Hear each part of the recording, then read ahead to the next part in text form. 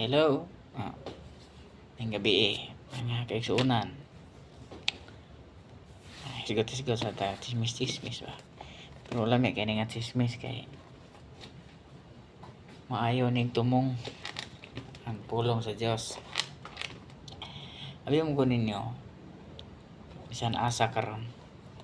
Daghan kayong galgal nimo ba sa social media o sa diya baro-baro ka diya sa dalan merkado daghang moduol nimo.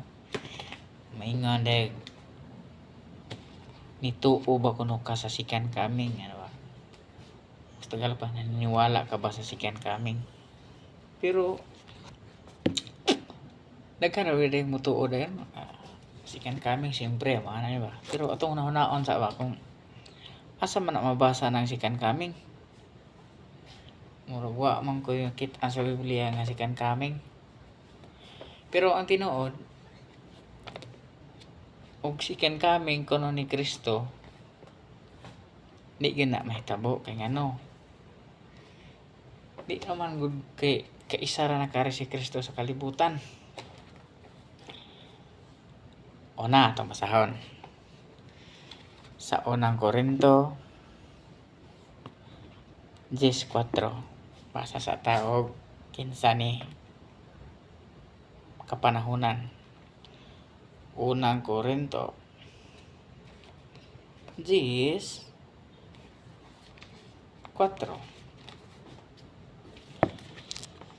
ingon din si San Pablo og nagsugduan ta sa 3. Unang sulat sa Korinto kapitulo 10 bersikulo 3 hanggang sa 4. Nagkaon sila pagkaon nga espirituhanon og nanginom sa tubig nga espirituhanon kay nanginuman sila gikan sa espirituhanong bato. Bato dai nga mikuyog kanila og kadtong batuha mao si Kristo. Oy, nakaari na dahil si Kristo sa panahon ni Moises. Kay kadtong pagpanglakaw nila, iwan abo sa desierto nga gihapak ni Moises sa iyang sungkod ang bato nga buhagi ang tubig, di ba? So si Kristo da ito. So, sa panahon pa ni Moises, naana si Kristo ni sulod na sa kalibutan. So gipamulong ni Moises nga giingnan siya sa Dios nga akong patungahon ang usa ka Mesiyas o propeta nga sama kanimo. Giingnan si Moises nga sama kanimo ug ang tanang mga pulong nga akong buot isulti sa imong mga kaigsuonan akong ibutang sa iyang baba ug may iyang isulti ang buot kong isulti kanila. So ang pulong sa Dios nga Amahan gibutang niya sa baba ni Kristo. Haron ato masayran ato sang basahon ang Deuteronomio 18:18. Pero sa Old Testament man to siya. Kuna lang sulat dire. Nag-ingon din kapanahonan pa ni Moises Nag-ingon ang Dios, magpadala ako kanila og usa ka propeta nga sama kanimo nga ilang kadugo ipasulti ko kaniya ang tanan nga gusto kong isulti kanila. So panahon pa ni Moises niabot na si Kristo sa kalibutan. So wala ginasikan kaming di na tinuod atik-atik naman ay di mo pailad. So panahon pa ni Moises wala pa man napakita si Kristo ato nga sama sa tao. Bato pa siya to naguban kanila sa diyang giuhaw sila sa desierto. Kuhit ni Moises ang bato mao niaga sa tubig nginom sila. So giingnan siya sa Dios nga magpadala ko kanila og usa ka propeta nga sama kanimo og sama kanimo nga ilang kadugo ipasulti ko kaniya ang tanan nga gusto kong isulti kanila. So mao ni ang giingon ni Kristo. Ang tanang pulong nga gibuhian ni Kristo dili iya kundi sa nagsugo niya nga mao ang Dios nga Amahan. Di ba? So sa Mateo 16, 18. Ito sang masahon ba kay aron nga daghan og kay glalis ani. Oh.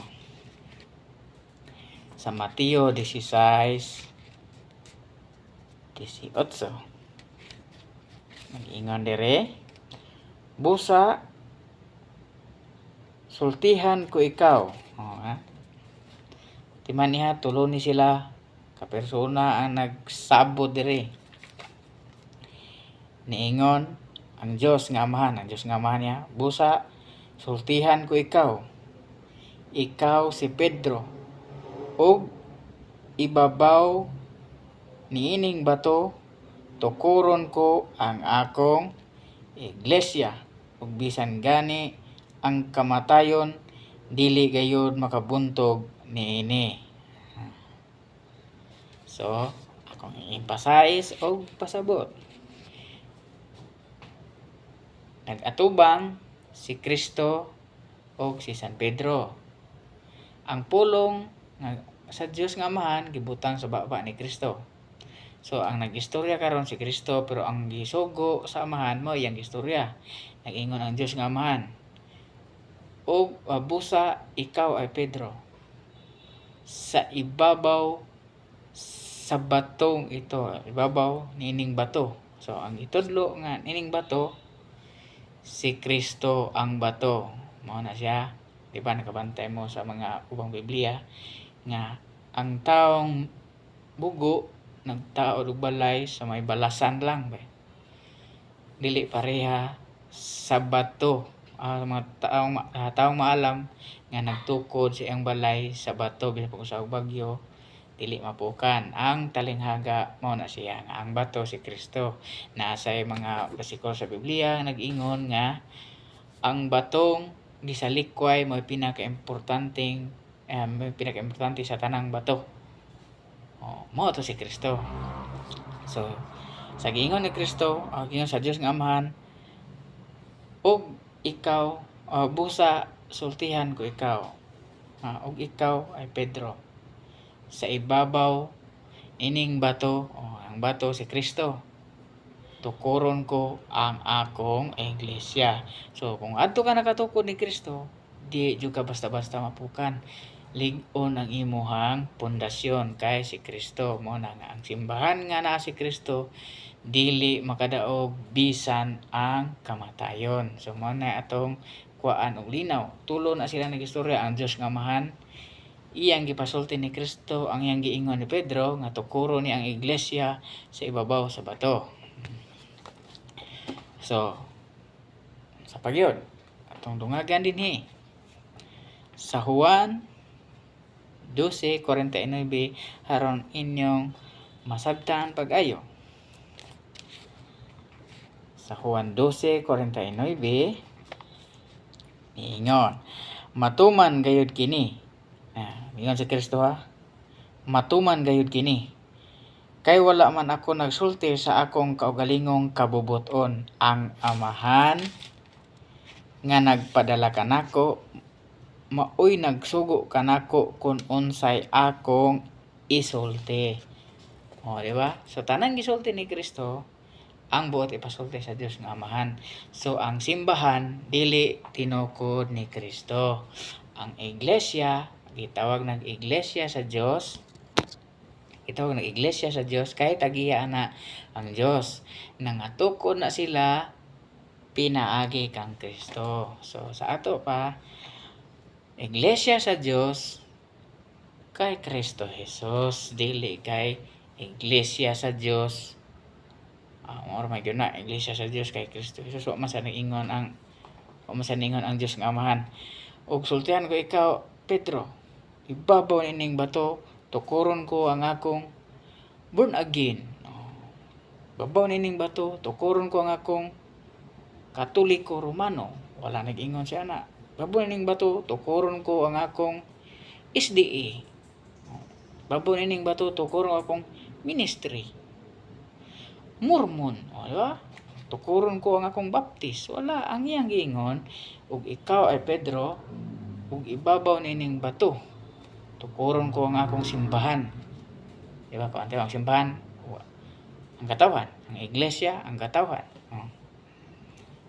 Ato nang may pamatud-an tungod kay nag-ingon man nga ang simbahan mao ang lawas. Kitang mga hintil nga gawa sa mga Israel, mga hintil na tawag na. Kitang mga tao nga gawa sa Israel, mga hintil. Tanan nga mga tao nga membro o na membro sa iglesia sa Dios kasangkap man ta. So sa ato pa ug sa utan pa ikaw may mga rikados ba aron makompleto ang utan ay timpla asin bitsin. So kita mga iglesia, kita ang sangkap sa lawas aron mabuo ang lawas. Wala pa nay ulo. Ang ulo ana kinsa? Itong basahon. Kolosas 1:18. Kinsa ang ulo ha? Ingon. Siya ang ulo sa simbahan nga mao ang iyang lawas. Siya ang sinugdan.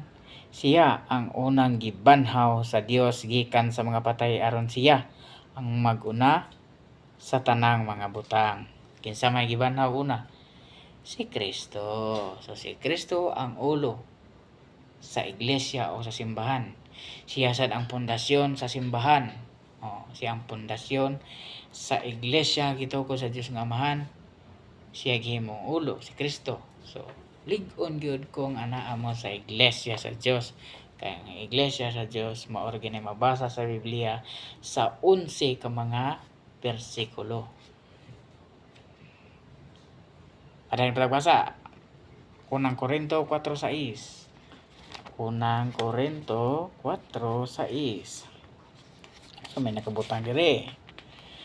Kay tungod kaninyo mga igsoon, gihimo ko nga panigingnan si Apollo ug ang akong kaugalingon alang sa inyong kaayuhan aron makat-on kamo pag kinabuhi sumala sa kasulatan.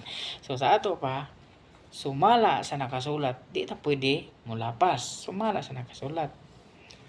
Biblia ang may atong basihan. Kung wala sa Biblia, maghuna-huna na ta ana. No na tag usa tinuod ba na ilag wala sa Biblia kanang ila ra na ba mang pa-bright type ito, feeling bright ba. Basta mo gawas ang istorya nga wala sa Biblia. Maghuna-huna na ta na daghan na bagyo na gyud. Kanang giingon sa kanang born again ba to o Methodist nga once saved, once kuno nga maluwas na ka, always saved. Oy dili na tinuod oy. Kung maluwas na gani ka, kinahanglan magpabilin ka sa pulong sa Dios nga puno sa pag-antos. Di kay nadawat na nimo ang kapasayloan, luwas na jud ka permente. Di na tinuod. So kinahanglan di ta molapas. Naasa sa Katoliko sad wala man ang purgatorio.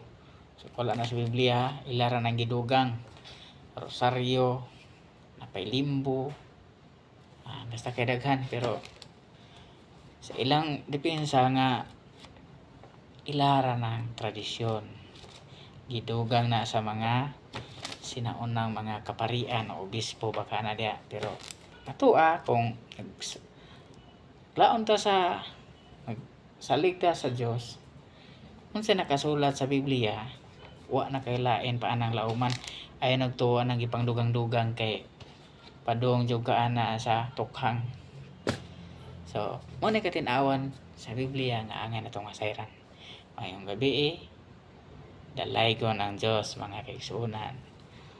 Sa Dios ang pinakamatas na pagpupuri at ang lahat ng karangalan magpakailan-kailanman.